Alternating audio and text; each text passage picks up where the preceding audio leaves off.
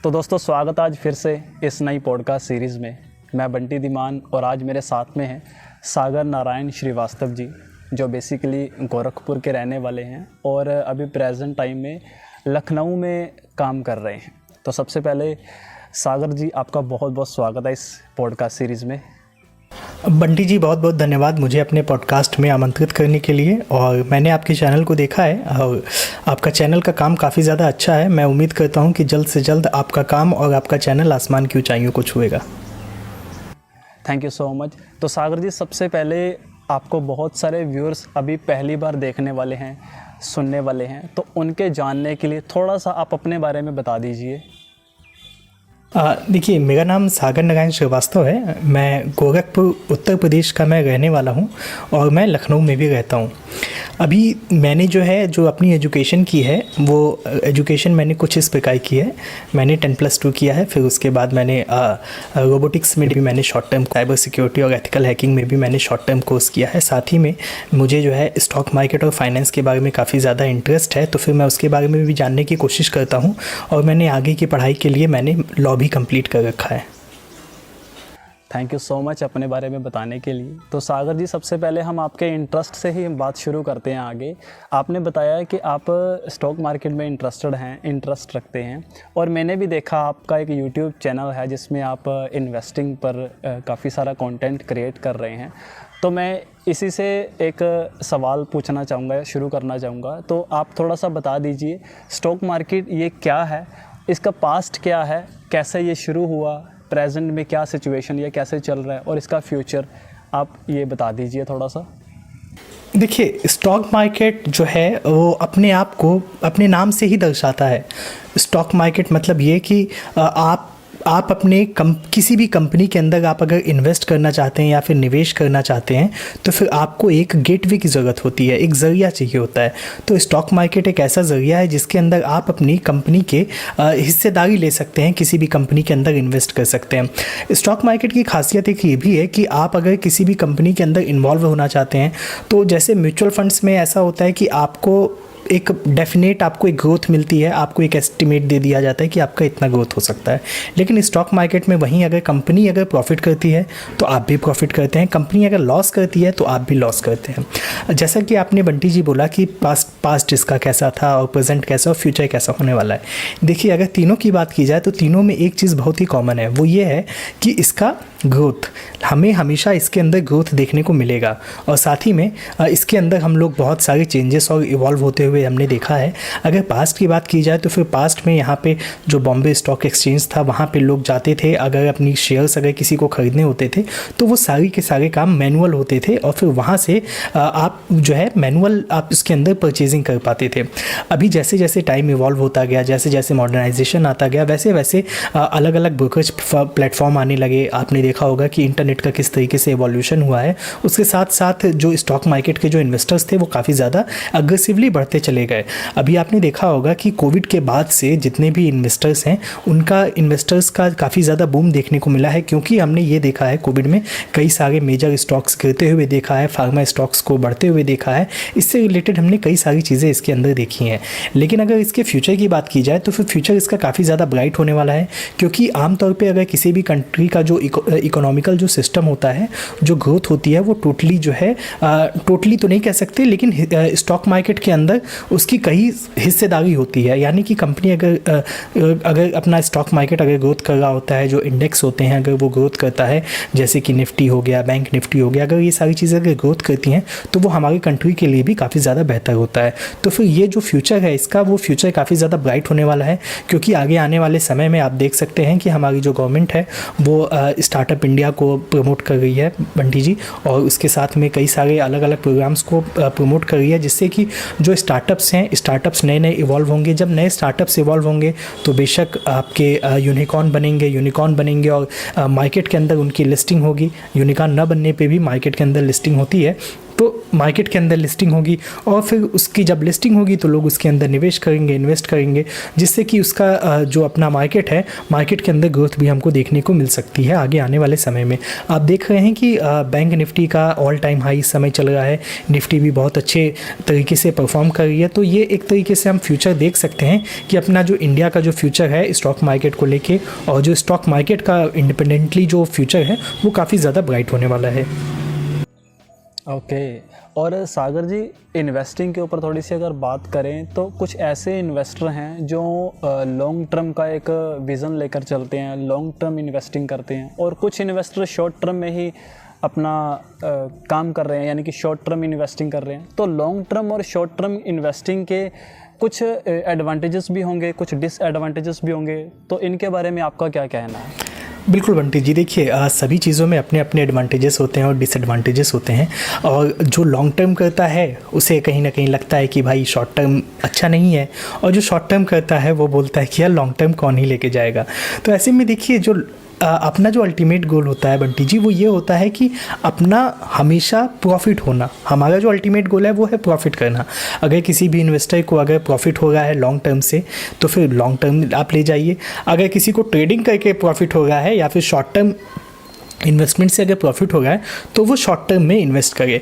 अब देखिए सबके अपने अपने अलग अलग प्रॉज एंड कॉन्स होते हैं। अगर हम लॉन्ग टर्म की बात की जाए तो लॉन्ग टर्म में देखिए आपने देखा होगा कि कई बार ऐसा होता है कि किसी भी स्टॉक को हमने ख़रीदा 20 रुपये पे। मैं एक एग्जांपल के तौर पे आपको बता रहा हूँ, 20 रुपये में मैंने अपना स्टॉक ख़रीदा, मैंने इसे साल भर के लिए होल्ड किया। अब वो 5 साल के लिए मैंने इसके अंदर होल्ड किया। अब अगर 5 साल के लिए मैं इसके अंदर होल्ड कर रहा हूँ तो फिर साल भर के अंदर आप देखेंगे कि वो हो सकता है कि वो 20 वाला अपना 60 पे भी जाए और फिर वापस आके 25 पे आ जाए। तो फिर वहाँ पे शॉर्ट टर्म वाले लोग बाजी मार ले जाते हैं और अपनी प्रॉफिट की बुकिंग कर लेते हैं। ऐसे में अगर शॉर्ट टर्म अगर आप करते हैं तो वो आपके लिए ज़्यादा बेहतर होगा। क्यों? क्योंकि आप दोबारा उसी प्राइस को टारगेट कर सकते हैं। अपने एक एडवांटेज आप ले लेते हैं एक दूसरे प्रॉफिट का, तो आप उस प्रॉफिट को भी निकाल लेते हैं और फिर उसके साथ में आप अलग से आप उसमें प्रॉफिट अलग से आप उसमें कर सकते हैं। अब जो लॉन्ग टर्म वाले लोग हैं, अब लॉन्ग टर्म वालों का फ़ायदा ये होता है कि भाई लॉन्ग टर्म का भी अपना एक फ़ायदा है। आप अगर लॉन्ग टर्म में इन्वेस्ट कर देते हैं तो आप इन्वेस्ट करके भूल जाते हैं और फिर सारे की सारा काम उस कंपनी को करना होता है, आप उसके बारे में टेंशन नहीं करते हैं। तो फिर उससे आपका टेंशन भी खत्म हो जाता है कि यार कंपनी के बारे में सोचना कि यार कैसे कर रहा होगा, दोबारा बार बार आप उसके अंदर ट्रैक ऑन करते हैं कि मेरा स्टॉक कितने पे चल रहा है। लॉन्ग टर्म इन्वेस्टर्स आमतौर पर बहुत ज़्यादा ट्रैक नहीं करते हैं, जबकि शॉर्ट टर्म इन्वेस्टर्स को ट्रैक करना पड़ता है। तो अपने अपने प्रॉज एंड कॉन्स दोनों में मौजूद हैं। ओके। और सागर जी, कुछ ऐसी इंडस्ट्रीज़ होंगी या कुछ ऐसे कौन से सेक्टर होंगे जो ज़्यादा पोटेंशियल रखते हैं? देखिए पोटेंशियल तो अपने आप में सारी इंडस्ट्रीज़ रखती हैं। आपने सुना होगा बंटी जी, लोग कहते हैं कि यार इस चीज़ का बिज़नेस कर लो, काफ़ी ज़्यादा पैसा है, इसमें काफ़ी ज़्यादा पैसा है। लेकिन मेरा मानना ये है कि पैसा हर जगह है, पैसा कमाने आना चाहिए। और आपने अगर कहा है कि अगर किसी स्पेसिफिक इंडस्ट्री के बारे में अगर आप बात करना चाहें तो इंडस्ट्रीज़ भी हैं जो काफ़ी ज़्यादा अच्छा पोटेंशियल रखती हैं, आगे अच्छा ग्रोथ कर सकती हैं। लेकिन इंडस्ट्रीज़ सारी की सारी धीरे धीरे करके सभी लोग अपने आप को आगे ले जाएंगे और सभी में प्रॉफिट होगा। प्रॉफिट मतलब अच्छा हमें रिटर्न देखने को मिल सकता है। और इसके साथ में अगर हम इंडस्ट्री की बात करें तो देखिए आगे आने वाले समय में ईवीज़ का जो इंडस्ट्री है और जो ब्लू चिप के जो स्टॉक्स हैं वो काफ़ी ज़्यादा अच्छा बूम कर सकते हैं। अच्छा सागर जी, आपका मैंने YouTube चैनल देखा, तो आप मुझे एक बात बताइए, आप अपने कंटेंट में किस तरह की एनालिसिस आप प्रेफर कर रहे हैं, टेक्निकल या फंडामेंटल? बंटी जी देखिए दोनों ही एनालिसिस का अपने आप में बड़ा महत्व है। टेक्निकल हो गया या फिर फंडामेंटल हो गया, दोनों का अपना अपना महत्व होता है। देखिए अगर हम टेक्निकल की बात किया जाए तो फिर टेक्निकल एनालिसिस हमारे उस समय काम में आता है जब हम बहुत शॉर्ट टर्म के लिए किसी चीज़ के अंदर इन्वेस्ट कर रहे होते हैं या फिर ट्रेड कर रहे होते हैं। तो वहाँ पे हमारा जो ये होता है टेक्निकल एनालिसिस, वो हमारे काफ़ी ज़्यादा काम में आता है। अब इसके साथ में हम अगर फंडामेंटल एनालिसिस की बात करें तो फंडामेंटल एनालिसिस मुझे काफ़ी ज़्यादा पसंद है, क्योंकि आप बंटी जी जानते होंगे अगर हमारा शरीर स्वस्थ रहेगा तो हम अच्छे से सोच पाएंगे, दौड़ पाएंगे, समझ पाएंगे।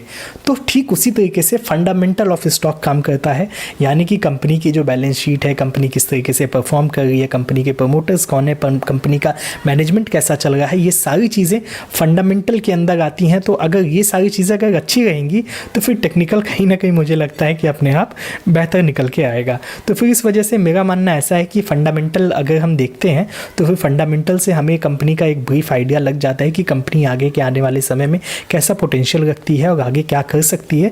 ये सारी चीज़ें हमें पता चल पाती हैं फंडामेंटल एनालिसिस से। हालांकि टेक्निकल एनालिसिस अगर ये है तो फिर इसकी भी अपनी अपनी महत्व है। अगर टेक्निकल एनालिसिस भी अगर आपको आता है तो फिर वो काफ़ी ज़्यादा एडवांटेज क्रिएट हो जाता है आपके इन्वेस्टमेंट जर्नी के अंदर। अच्छा सागर जी, शेयर मार्केट में आपके अकॉर्डिंग सक्सेसफुल होने के लिए क्या मंत्रास हैं या क्या चीज़ ज़रूरी है शेयर मार्केट में एक सक्सेस होने के लिए? देखिए, शेयर मार्केट में सक्सेसफुल होने के लिए सबके अपने अपने अलग अलग मंत्र हैं। मेरा देखिए मानना ये है कि आपके अंदर सबसे जो एसेंशियल चीज़ है वो ये है कि आपके अंदर पेशेंस होना चाहिए। अगर आपके पास पेशेंस नहीं है तो फिर आप सक्सेस होना काफ़ी ज़्यादा मुश्किल हो जाता है शेयर मार्केट के अंदर। आपके पास अगर पेशेंस है और आपकी अगर साइकोलॉजी अच्छी है कि हाँ यार ठीक है देख लिया जाएगा, आप अगर पैनिक नहीं करते हैं तो आप इस इंडस्ट्री के अंदर आप अच्छा रिटर्न ले सकते हैं, अच्छे प्रॉफिट कर सकते हैं।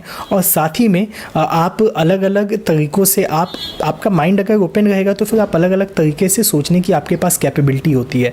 अगर आप अपने माइंड को ओपन रख के अपने माइंड को बेहतर तरीके से काम करेंगे कि यार पैनिक नहीं करना है, कुछ भी अगर हो जाए, मार्केट के अंदर कई बार उतार चढ़ाव भी हमें देखने को मिलते हैं, तो फिर ऐसे सिचुएशंस में अगर आप पैनिक नहीं करते हैं, अपनी पोजीशंस को संभाल के रखते हैं या फिर उसके अंदर समझदारी करते हैं कि आपको कब एग्जिट करना है, कब आपको एवरेज करना है, ये सारी चीज़ें जब आपको मालूम रहती हैं तो फिर ऐसे में आप स्टॉक मार्केट के अंदर अच्छा रिटर्न ले सकते हैं। हालांकि सक्सेस होने के लिए स्टॉक मार्केट के अंदर स्पेसिफिकली बहुत सारे पैरामीटर्स हैं। अगर हम उसके बारे में अगर डिटेल में अगर चर्चा करेंगे तो उसमें काफ़ी ज़्यादा समय लग जाएगा बंटी जी। लेकिन मैं आपसे यही कहना चाहूँगा कि इसके अंदर अगर आपको सक्सेसफुल होना है तो फिर आपके पास पेशेंस होना चाहिए, आपको पैनिक नहीं करना है और आपको अपने दिमाग को बिल्कुल शांत रखना है, ठंडा रखना है। तो ये सारी चीज़ें अगर आप करेंगे तो फिर आप उसके अंदर सक्सेसफुल हो सकते हैं। और साथ में आपको एनालिसिस भी करनी आनी चाहिए, जो कि फंडामेंटल तो ज़रूर आनी चाहिए कि अगर आपको फंडामेंटल एनालिसिस करने आते हैं स्टॉक्स के अलग अलग चीज़ों के तो फिर आपको निश्चित तौर पे कहीं ना कहीं आपको फ़ायदा देखने को उसके अंदर मिल सकता है। अच्छा सागर जी, आपको इस फाइनेंस पर, शेयर मार्केट पर कंटेंट बनाने का ये ख्याल कैसे आया? देखिए बंटी जी, यहाँ पे मैं जो कंटेंट बनाता हूँ उसके पीछे की एक कहानी है। वो ये है कि मैं बचपन से देखता आ रहा हूँ अपने घर पे लोगों को इन्वेस्ट करते हुए। मैं जब छोटा था तो मैंने 2008 में जो क्रैश आया था, मैंने उस चीज़ को भी मैंने ऑब्ज़र्व किया था, मैंने लोगों से सुना था अपने घर पे। और साथ ही में हमारे घर पे स्टार्टिंग से ही लोग इन्वेस्ट करते आए हैं, घर के लोग। जैसे कि आप कमोडिटीज़ का जो मार्केट होता है उसके अंदर ट्रेड करते आए हैं, क्रूड ऑयल और इन सारी चीज़ों में। तो फिर मुझे वहाँ से बचपन से जब आप कोई चीज़ को देखते हैं ना, तो मैं तो कच्चा मिट्टी था उस समय कि जैसे कच्चे मिट्टी को जिस तरीके से ढाल दिया जाए, तो मेरे अंदर क्या होता गया कि उसके रिलेटेड इन्फॉर्मेशन मुझे गैदर होने लगी। फिर मैं धीरे धीरे करके उसके अंदर इंटरेस्ट लेने लग गया। और फिर मेनली जो आपका फिर जो 18, 19, 20 के बीच में जो है कई सारे जो है IPOs आते थे। तो फिर उसके अंदर मैं इन्वेस्ट करता था, तो IPOs से काफ़ी ज़्यादा अच्छा फ़ायदा होता था। अब होता ये था ना बंटी जी कि मेरा अगर प्रॉफिट हो गया तो फिर प्रॉफिट तो भाई मैंने कर लिया, ठीक है, बात वहीं ख़त्म हो गई। लेकिन आपने सुना होगा FIIs जो होते हैं और जो DIIs जो होते हैं और उसके अलावा HNIs जो होते हैं, जो बड़े बड़े इन्वेस्टर्स होते हैं वो काफ़ी ज़्यादा फ़ायदे में रहते हैं। लेकिन जो नुकसान में रहता है वो है रिटेल इन्वेस्टर। अब रिटेल इन्वेस्टर के लिए मैंने सोचा कि यार अगर रिटेल इन्वेस्टर्स को अगर प्रॉफिट कराना है या फिर, तो मुझे लगा कि अगर रिटेल इन्वेस्टर्स अगर अच्छी जानकारी ले पाएंगे तो फिर वो भी कहीं ना कहीं अच्छा परफॉर्म कर पाएंगे शेयर मार्केट की इंडस्ट्री में। तो फिर इस वजह से मैंने उस तरीके के कंटेंट्स को बनाना शुरू किया जिससे कि लोग काफ़ी ज़्यादा पसंद करते आ गए हैं। अच्छा, तो सागर जी आपकी खुद की इन्वेस्टमेंट की स्ट्रेटजी क्या है? देखिए, इन्वेस्टमेंट की स्ट्रेटजीज़ बंटी जी कुछ इस तरीके से हैं कि आपको कभी भी किसी एक स्टॉक के अंदर पूरा पैसा नहीं लगाना है। अगर आप पैसा एक ही स्टॉक के अंदर अगर आप सारा लगा देते हैं तो फिर आपका जो प्रॉफिट है वो प्रॉफिट तो हो ही सकता है, लेकिन आपका भयंकर लॉस भी हो सकता है, क्योंकि अगर आप एक ही स्टॉक के अंदर सारा पैसा लगाएंगे, कंपनी अगर अच्छा परफॉर्म नहीं करेगी तो आपका सारा पैसा एक साथ जाएगा। तो इस वजह से आपको सबसे पहले जो आवश्यकता होती है वो ये है कि आपको डाइवर्सिफाई करना पड़ेगा अपने पोर्टफोलियो को। आपको अलग अलग स्टॉक्स के अंदर आपको इन्वेस्ट करना पड़ेगा, जिससे कि आपका स्टॉक डाइवर्सिफाई हो जाएगा। उसके साथ में आपको अलग अलग स्टॉक्स के बारे में आपको नॉलेज भी लेनी होती है कि आप किस तरीके से आपके स्टॉक्स बेहतर परफॉर्म कर रहे हैं कि नहीं कर रहे हैं। साथ ही में आपको जो नए स्टॉक्स आपको अपने पोर्टफोलियो के अंदर ऐड करने होते हैं, उसके बारे में भी आपको जानकारी लेनी पड़ेगी कि कौन से बेहतर स्टॉक्स हैं जिसको आप अपने पोर्टफोलियो के अंदर ऐड कर सकते हैं। और कभी भी किसी के कहने पे स्टॉक्स को बिल्कुल भी नहीं लेना है। अगर आपसे कोई कह रहा है तो फिर ये एकमात्र रिकमेंडेशन हो सकता है। आपको रिसर्च खुद से करनी पड़ेगी, आपको खुद से समझना पड़ेगा कि क्या वाकई में ये प्रॉफिट आपको दे सकता है ये स्टॉक की नहीं दे सकता है, आपके रिटर्न्स अच्छे आ सकते हैं कि नहीं आ सकते हैं, भले वो शॉर्ट टर्म का हो या फिर लॉन्ग टर्म का हो। और इन्वेस्टमेंट की जर्नी में बंटी जी देखिए बहुत सारे कई पैरामीटर्स ऐसे भी होते हैं। अब जैसे मैंने इन्वेस्टमेंट में मैं मानता हूं कि आईपीओ से काफ़ी ज़्यादा अच्छा हमें रिटर्न देखने को मिलता है। आमतौर पे 14-15 हज़ार के अगर आप आईपीओ के अंदर इन्वेस्ट करते हैं तो अगर मान लीजिए कि आपका अगर 100 रुपये का एक अगर शेयर अगर आपको आईपीओ के अंदर लिस्टिंग आपको मिल रही है जिसका प्राइस बैंड है 100 रुपये, ठीक है, तो आप अगर उसके अंदर 150 अगर आप शेयर खरीदेंगे तो फिर 15,000 में आपको 150 शेयर्स आपको मिल जाएंगे। अब बंटी जी देखिए, अगर आप आईपीओ के अंदर इन्वेस्ट कर देते हैं, आपका अगर जीएमपी निकल के आता है 50 रुपये ही आ जाता है पर शेयर के हिसाब से, यानी कि ग्रे मार्केट प्रीमियम। बंटी जी क्या होता है कि आपका मार्केट के अंदर लिस्टिंग होने से पहले एक प्राइस होता है जो जिसे हम ग्रे मार्केट प्रीमियम कहते हैं। आईपीओ जब लिस्टिंग होने वाली होती है मार्केट के अंदर तो ग्रे मार्केट प्रीमियम के लिहाज से हम लोग ये सारी चीज़ों का आइडिया लगाते हैं। अगर किसी भी स्टॉक का जीएमपी अगर 50 रुपये निकल के आता है और लिस्टिंग के समय हमें 50 रुपये का गेन देखने को मिल जाता है तो पर स्टॉक हमें 50 रुपये का प्रॉफिट देखने को मिलता है, जिसकी मदद से आपके 150 शेयर्स की जो वैल्यू होती है वो आपका 7,500 प्रॉफिट के अंदर कन्वर्ट हो जाता है। यानी कि बहुत ही शॉर्ट टर्म में आपको 50% का आपको ग्रोथ देखने को मिलता है। आजकल ऐसे कई सारे स्टॉक्स आपको देखने को मिल जाएंगे आईपीओस के अंदर जो इस तरीके से परफॉर्म कर रहे हैं, लेकिन आईपीओस के भी अंदर इन्वेस्ट करने की बहुत अच्छी स्ट्रेटजी होनी चाहिए। आपको समझ में आना चाहिए कि कंपनी के अंदर वाकई इन्वेस्ट करने लायक है कि नहीं है। कहीं ऐसा ना हो कि लिस्टिंग के समय आपका नुकसान ही हो जाए, तो फिर इस चीज़ को भी काफ़ी ज़्यादा ध्यान देने की आवश्यकता होती है। तो इस तरीके से मैं अपनी इन्वेस्टमेंट करता हूँ। और सागर जी, आप आईपीओ में इन्वेस्ट करने से पहले या फिर किसी भी स्टॉक में इन्वेस्ट करने से पहले कौन कौन सी बातों को, कौन कौन सी चीज़ों को आप पहले देखते हैं, नोट करते हैं?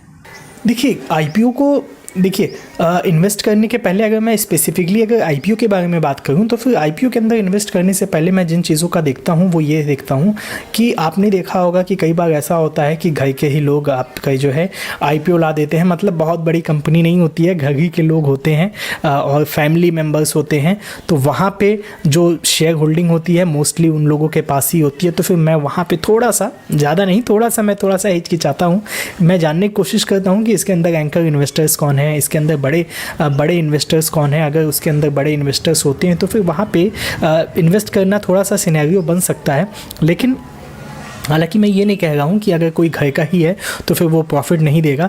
मैं ये सोचता हूँ ना कि जैसे जो फैमिली वाली जो चीज़ें होती हैं, है ना, जिसमें बाहर वाले की एंट्री नहीं हो पाती है, तो मार्केट के अंदर आने के समय बाहर वाला एंट्री करेगा तो फिर क्या चीज़ें निकल के आएंगी। तो फिर मेरा ये पर्सनल बिलीफ है, तो मैं इस लिहाज से ये पहला चीज़ सोचता हूँ। और दूसरी चीज़ ये है कि मैं देखता हूँ कि इसके अंदर कंपनी के अंदर इन्वेस्ट कौन कौन कर रखा है, कौन कौन से इन्वेस्टर्स हैं, अगर बड़े इन्वेस्टर्स हैं, कौन कौन सी कंपनी इन्वेस्ट कर रही है। साथ ही में मैं ये भी देखता हूँ कि कंपनी प्रॉफिट में है कि लॉस में है।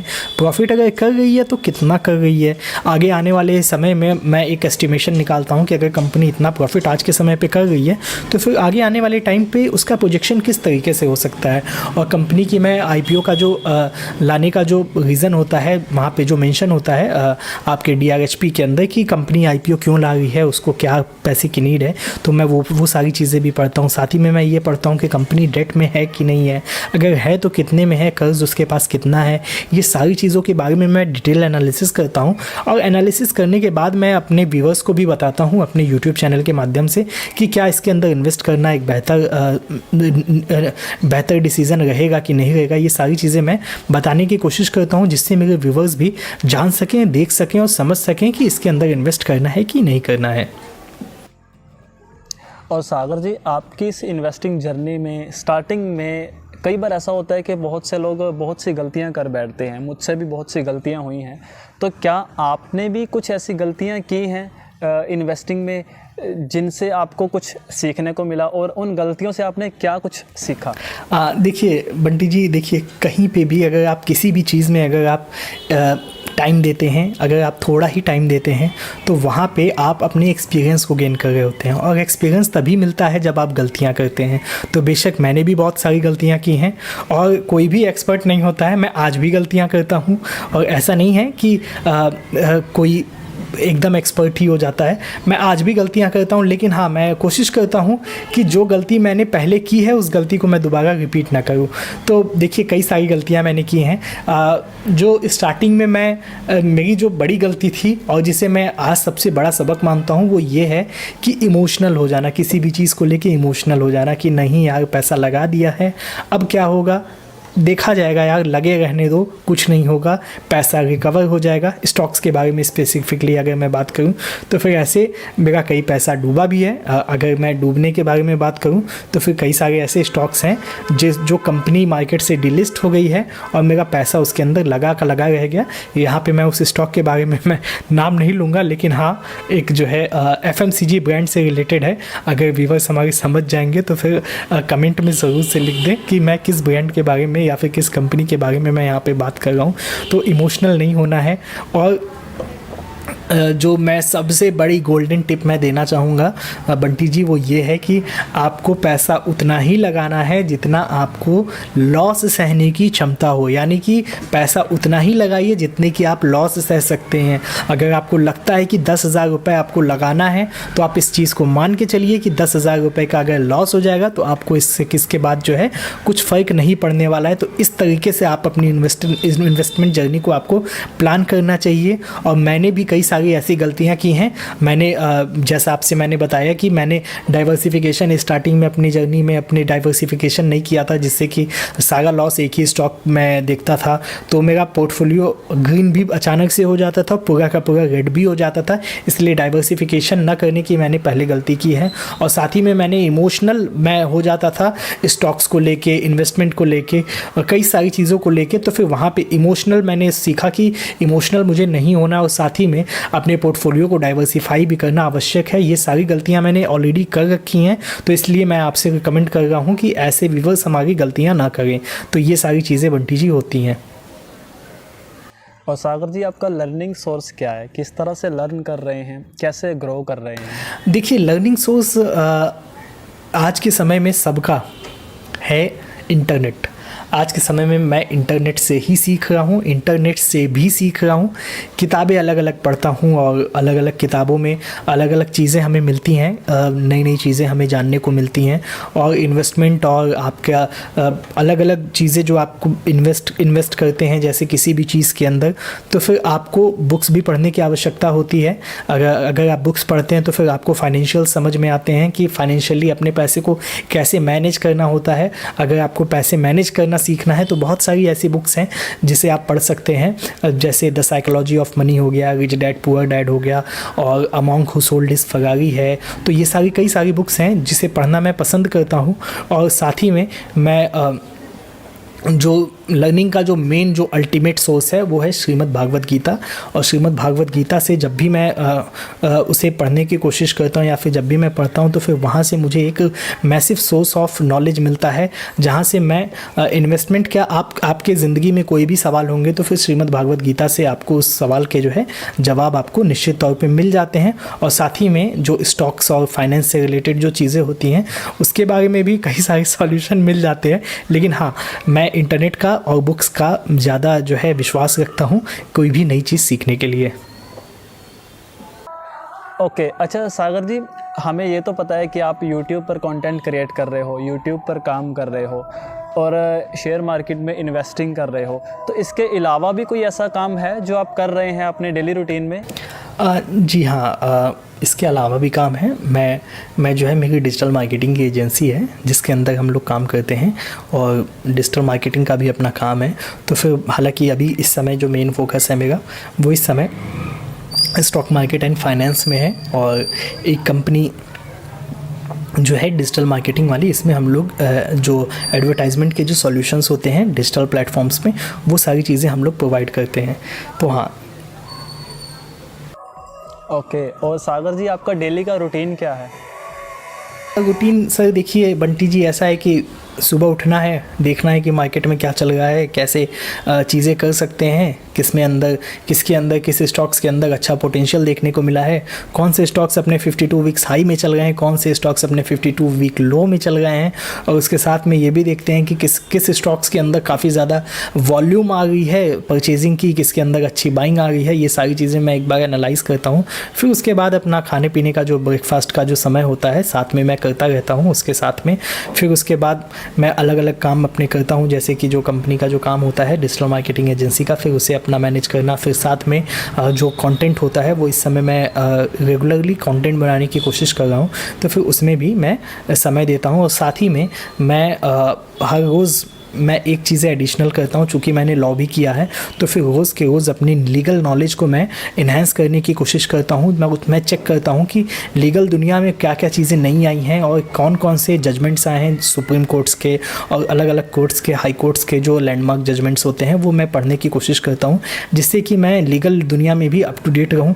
क्योंकि अगर आपके पास आपके कंट्री का अगर आपको अपने लॉ मालूम होता है तो फिर आपके लाइफ में काफ़ी ज़्यादा एडवांटेजेस मिलते हैं और आपको अपने हक के भी बारे में पता चल सकता है कि आपका हक क्या है और आप अपने हक के लिए कैसे आप चीज़ें कर सकते हैं। तो ये सारे तरीके से मैं अपने रूटीन्स को मैनेज करता हूँ बंटी जी।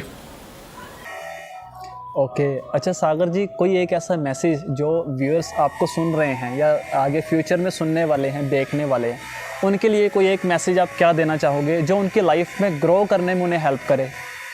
देखिए लाइफ में ग्रो करने के लिए मैसेज अगर देना रहे तो मैं सिर्फ यही कहना चाहूँगा कि किसी भी चीज़ पे आप कंसिस्टेंटली, अगर किसी भी चीज़ पे अगर आप फोकस करते हैं, बस फोकस करना है। फोकस करने का मतलब ये नहीं है कि उसे देखते रहो, करना ये है कि आप किसी भी चीज़ पे आप अपने अल्टीमेट गोल बना लेते हो किसी भी चीज़ को लेके। अगर आपको आपने देखा होगा बंटी जी कि पत्थर के ऊपर अगर हम लोग पानी डालते हैं, है ना, तो कोई फ़र्क नहीं पड़ता है, लेकिन वही पानी अगर कंसिस्टेंटली कई हज़ार सालों से अगर वो पड़ता, उसमें चला आता है एक एक बूंद करके पानी, तो फिर पत्थर पूरा का पूरा गड्ढा हो जाता है उसके अंदर। तो वो पानी भी इतनी पोटेंशियल रखता है कि क्योंकि पानी कंसिस्टेंट है। तो ये तो खैर लाइफ है, आप किसी भी चीज़ को लेकर अगर आप कंसिस्टेंट होते हैं तो फिर वो गोल आप निश्चित तौर पर आप अचीव कर सकते हैं। बस आपको करने की ज़रूरत सिर्फ इतना है कि आपको फोकस करना है और आपको ये चीज़ मान के चलनी है कि आपसे होगा, आपसे ही होगा, आपसे क्यों नहीं होगा, बस। ओके तो थैंक यू सो मच सागर जी, आपने जो भी अपना एक्सपीरियंस शेयर किया, इतनी सारी नॉलेज हमारे साथ शेयर की, बहुत अच्छा लगा। बहुत सारी नई बातें सीखने को मिली, जानने को मिली। तो आई होप गाइस आपको भी आज इस टॉक में बहुत सारी नई बातें, कुछ ना कुछ नया सीखने को ज़रूर मिला होगा। इस वीडियो को लाइक ज़रूर करना क्योंकि यह हमारे लिए बहुत हेल्पफुल वीडियो होने वाली है। जो भी लोग इन्वेस्टिंग करने वाले हैं या शेयर मार्केट में इंटरेस्ट रखते हैं सीखने के लिए, और कमेंट करके बताना आपको कौन सी ऐसी बात सबसे ज़्यादा अच्छी लगी और आप किस तरह से अपनी इन्वेस्टिंग जर्नी शुरू करने वाले हैं। और गाइस अगर आप अपनी स्टॉक मार्केट इस जर्नी में अपनी नॉलेज को बढ़ाना चाहते हैं, नई नई चीज़ें सीखना चाहते हैं, नई बातें, तो आप सागर जी के यूट्यूब चैनल पर विज़िट कर सकते हैं। इनके यूट्यूब का चैनल का नाम फ्यूचरिस्टिक सागर नाम से है, आप सर्च करेंगे तो मिल जाएगा। मैं नीचे डिस्क्रिप्शन में भी इनके चैनल का लिंक डाल दूँगा, आप इनके चैनल पर विज़िट कर सकते हैं और नई नई चीज़ें, नई नई बातें सीख सकते हैं। और एक मैसेज आपको देना चाहूँगा गाइस, अगर आप भी इसी तरह से क्रिएटर हैं, आप कोई सब्जेक्ट में अच्छी एक्सपर्टीज़ आपकी है और आप शेयर करना चाहते हैं, या आपकी लाइफ की कोई इंस्पिरेशनल स्टोरी है आप शेयर करना चाहें, तो आप डिस्क्रिप्शन में मेरा इंस्टाग्राम का लिंक मिल जाएगा, आप मुझे DM कर दीजिए, हम बात करेंगे और इसी तरह से पॉडकास्ट शूट करेंगे। लास्ट में गाइस इस वीडियो को आप शेयर करना उन सभी अपने फ्रेंड्स और फैमिली मेम्बर्स के साथ जो भी शेयर मार्केट में इन्वेस्टिंग जर्नी शुरू करना चाहते हैं या जिनके पास बहुत सारा पैसा है और वो अपने पैसे को आगे बढ़ाना चाहते हैं, ग्रो करना चाहते हैं, ताकि उन्हें सीखने में हेल्प मिल सके। शेयर करना। इस वीडियो को अगर आप यूट्यूब पर देख रहे हो तो चैनल को सब्सक्राइब कर लेना, नोटिफिकेशन बेल प्रेस करके ऑल पर क्लिक कर लेना। फेसबुक पर देख रहे हो तो पेज को फॉलो कर लेना। इस वीडियो को शुरू से एंड तक देखने के लिए आपका और सागर जी का बहुत बहुत धन्यवाद।